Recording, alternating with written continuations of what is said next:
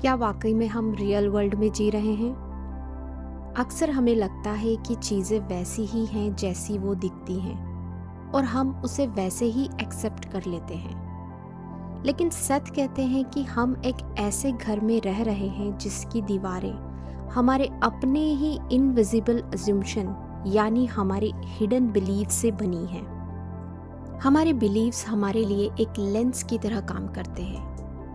हम बिलीव्स को नहीं देखते हैं, बल्कि उन्हीं के थ्रू हमें दुनिया वैसी दिखती है जैसी हम एक्सेप्ट कर चुके हैं। और यही दीवारें इनडायरेक्टली हमारी पूरी लाइफ को कंट्रोल कर रही है। ये इन्फॉर्मेशन जेन रॉबर्ट्स की book nature of the personal reality से ली गई है, जहां उन्होंने सेथ नाम की एक एंटिटी के मैसेज हम तक पहुंचाए हैं। आज हम यही समझेंगे कि कैसे हम अपने इन हिडन बिलीव्स को पहचान कर अपनी रियलिटी बदल सकते हैं। हमें अक्सर लगता है कि हमारा मन जो नई पॉसिबिलिटी दिखाता है वो अनरिलायबल है, क्योंकि हम अपनी आज की स्थिति यानी करंट सिचुएशन के आधार पर फैसले लेते हैं। इसीलिए हमें रिस्क लेने से डर लगता है। हम उस चीज़ की संभावना ही नहीं देख पाते हैं जो अभी प्रेजेंट में मौजूद नहीं है। नतीजा, हम न्यू पॉसिबिलिटीज़ के आने से पहले ही उन्हें शट डाउन कर देते हैं। लेकिन क्या आपने कभी सोचा है कि हम ऐसा क्यों करते हैं? क्यों हम नई संभावनाओं पर भरोसा नहीं कर पाते हैं? सेथ इसके पीछे का असली कारण बताते हैं कि हमारा कॉन्शियस माइंड यानी सचेत मन दरअसल हमेशा हमें आगे बढ़ने के लिए रास्ता दिखाता है, लेकिन हमारे ओल्ड बिलीव्स एक फिल्टर की तरह काम करते हैं जो इस इंटेलिजेंस को हमारे माइंड में आने से रोकते हैं। हमें बचपन से ही सिखाया गया है कि हमारा इनर सेल्फ यानी हमारा वो हिस्सा जो हम देख नहीं सकते हैं वो खतरनाक या भटकाने वाला है। यही वजह है कि we are always afraid of the unknown. हम उस अनजानी शक्ति पर भरोसा करने की बजाय अपनी पुरानी पहचान और सीमित दायरे में ही कैद रहना बेहतर समझते हैं। सेथ के अकॉर्डिंग हम अपने उन हिस्सों पर भी पूरी तरह भरोसा कर सकते हैं जिन्हें हम अनकॉन्शियस समझते हैं। हम अपनी अवेयरनेस को इतना बढ़ा सकते हैं कि हम अपने उन गहरे हिस्सों को भी अपनी कॉन्शियसनेस में शामिल कर सकते हैं। लेकिन यहाँ एक बहुत बड़ी आयरनी है। एक तरफ हमें लगता है कि हम अपने इनर सेल्फ पर भरोसा नहीं करते हैं, लेकिन दूसरी तरफ हमारा पूरा एग्जिस्टेंस उसी के भरोसे पर टिका हुआ है। इसे एक सिंपल एग्जाम्पल से समझते हैं कि कैसे हम अनकॉन्शियसली अपने इनर सेल्फ पर पहले से ही बिलीव करते हैं, बस हमें इसका एहसास नहीं है। ज़रा सोचिए, आप और हम हर पल बिना किसी कोशिश के जीवित कैसे हैं। हर पल हम सांस लेते हैं और हजारों प्रिसाइज एक्टिविटीज़ करते हैं बिना यह सोचे कि यह सब कैसे हो रहा है।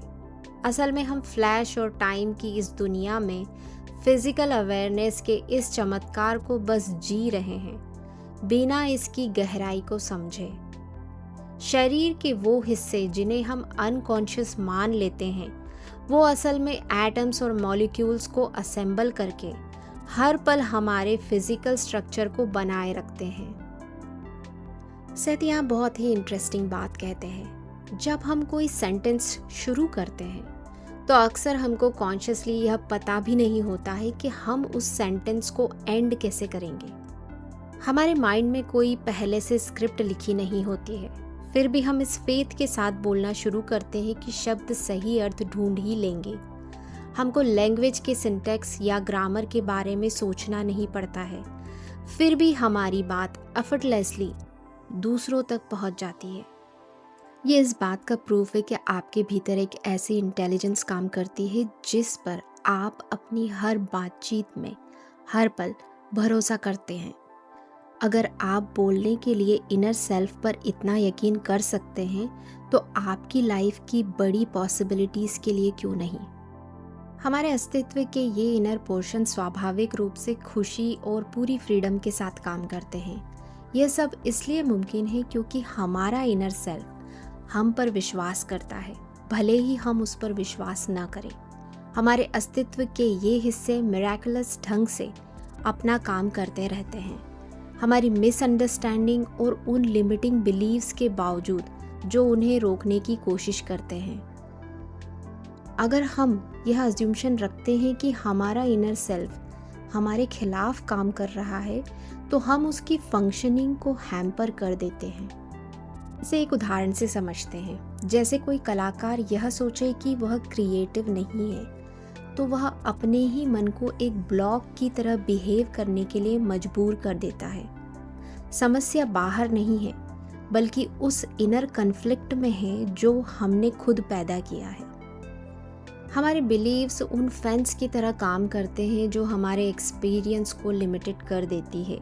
जैसे एक हाथी का बच्चा जिसे पतली रस्सी से बांधा गया हो, वह बड़ा होने पर भी उस बैरियर को पार नहीं कर पाता है, क्योंकि उसका क्लियर विजन तो उसके पुराने फॉल्स बिलीव से धुंधला हो चुका है।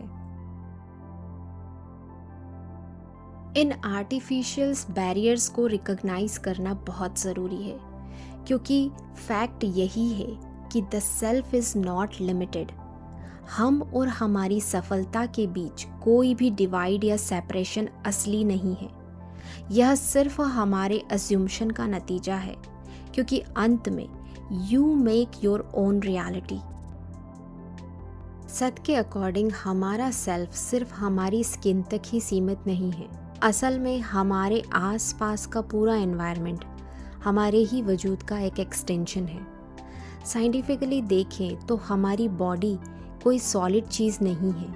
ये तेज़ी से घूमते हुए एटम्स और एनर्जी का एक ग्रुप है, और वही एनर्जी हमारे शरीर के बाहर भी एक कंटिन्यूटी में मौजूद है। हमारे थॉट्स और हमारे इमोशंस सिर्फ दिमागी बातें नहीं हैं, ये हमारी बॉडी से बाहर निकलकर वातावरण को भी प्रभावित करते हैं।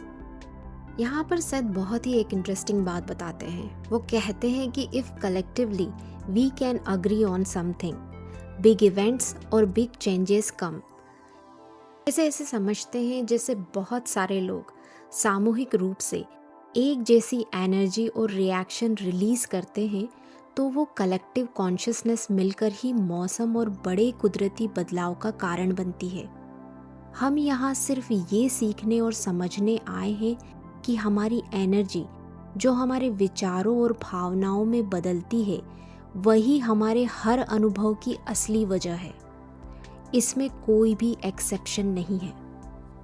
जब हम ये समझ जाते हैं कि हमारी दुनिया हमारी ही अपनी एनर्जी का एक विस्तार है, तो अब हमें अपने बिलीव्स के स्वभाव को गहराई से परखना होगा। हमारे इमोशंस हमारे बिलीव्स को फॉलो करते हैं, इसका रिवर्स कभी नहीं होता है। अगर हम किसी तरह का नेगेटिव या हेवी इमोशन फील कर रहे हैं, तो इसके पीछे हमेशा कोई ना कोई डीप रूटेड बिलीफ छुपा होता है। यानी आपकी फीलिंग सिर्फ एक सिग्नल है उस हिडन आइडिया का जिसे आपने सच मान लिया है। जब तक हम उस रूट बिलीफ को आइडेंटिफाई नहीं करते हैं, तब तक हमारे इमोशंस बदल नहीं सकते हैं। सैद कुछ ऐसे फॉल्स लिमिटिंग बिलीव्स की लिस्ट देते हैं जो अक्सर हमारे मन में घर कर लेती है। जैसे जिंदगी दुखों का एक घर है। लोग बुनियादी तौर पर बुरे होते हैं। बुढ़ापे में हम बीमार हो जाएंगे। हम अक्सर कहते हैं कि मेरे नसीब में तो यह नहीं लिखा है, लेकिन सत्य कहते हैं कि कर्म कोई बाहरी सज़ा नहीं है। हम आज अपनी सोच बदलकर अपने पूरे कार्मिक साइकिल को रीराइट कर सकते हैं। सत्य कहते हैं कि हमारी बॉडी हमारे मन को कंट्रोल नहीं करती है, बल्कि हमारे कॉन्शियस बिलीव हमारी बॉडी के फंक्शन को ड्राइव करते हैं।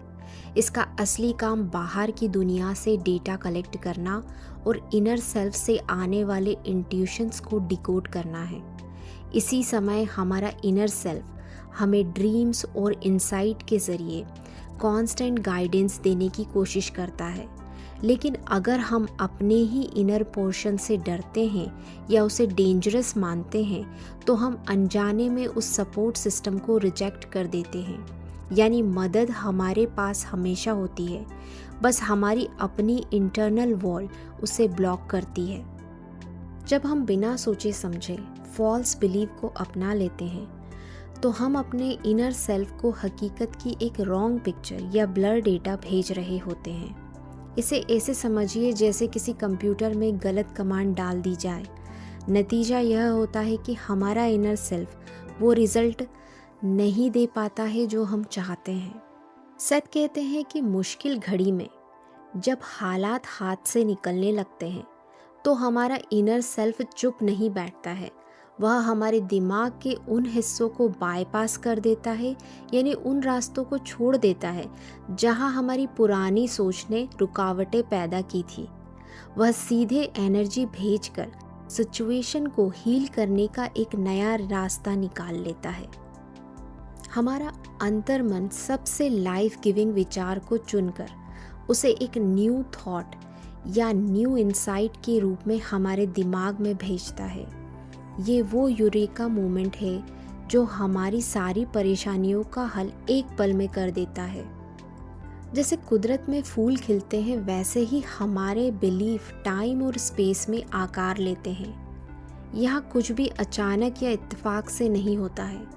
हमारी सोच ही हमारी बाहरी घटनाओं के रूप में ब्लॉसम होती है, यानी जो आज दिमाग में सिर्फ एक विचार है वही कल हमारी रियलिटी का हिस्सा होगा। The choice is ours। अगर सब कुछ सही अलाइनमेंट में हो तो अपनी मान्यताओं को परखना उतना ही आसान होगा जितना सांस लेना। लेकिन कन्फ्लिक्टिंग बिलीव्स के ढेर के कारण हमें कॉन्शियस एफर्ट करनी पड़ती है। हमारी गलत मान्यताएं भी हमें सच लगेंगी क्योंकि हमारी बाहरी दुनिया उन्हें प्रूव कर रही है। हमें अपने विचार के रॉ मटेरियल पर काम करना होगा, भले ही हमारी सेंस चिल्ला चिल्ला कर कहें कि ये पुरानी मान्यताएं सच हैं। Since you have been forming your own reality all along, the result will be follow naturally। यानी अगर हम अपनी सोच की नींव बदल दें तो नतीजे अपने आप बदल जाएंगे। सेथ कहते हैं कि खुद को गहराई से समझने के लिए हमें अपनी बिलीफ से अलग होकर खुद को फील करना सीखना होगा। To understand yourself and what you are, you can learn to experience yourself directly apart from your beliefs about yourself। यह इसलिए ज़रूरी है क्योंकि अपने beliefs के पार देखते ही हमें अपनी वो असल शक्ति फील होती है जो कभी हारती नहीं है और जो हर पल नए रियलिटी बनाने की ताकत रखती है। इसे अनुभव करने के लिए सेथ का सुझाव बहुत ही सरल है। वो कहते हैं अपनी आंखें बंद करें और अपने भीतर उस फीलिंग टोन को ढूंढें। ये फीलिंग टोन कोई विचार नहीं बल्कि आपके अस्तित्व की वो गहरी म्यूजिकल वाइब्रेशन है जो आपके पुराने बिलीव्स को बाईपास करके आपकी लाइफ को रिच बनाती है। ये वो शक्ति है जो आपके शरीर और आपकी दुनिया को हर पल थामे हुए है। अब इस फीलिंग टोन को गहराई से समझने के लिए आप पिछला video discover your feeling tone को देख सकते हैं। यह वीडियो आपको काफ़ी हेल्प करेगा आपकी इस शक्ति को समझने और फील करने में। हमें हमेशा याद रखना है कि the power is in the present. हमारी सारी शक्ति इसी वर्तमान पल में है क्योंकि यही वो एक पल है जहाँ से हम अपनी ज़िंदगी को एक नई दिशा दे सकते हैं।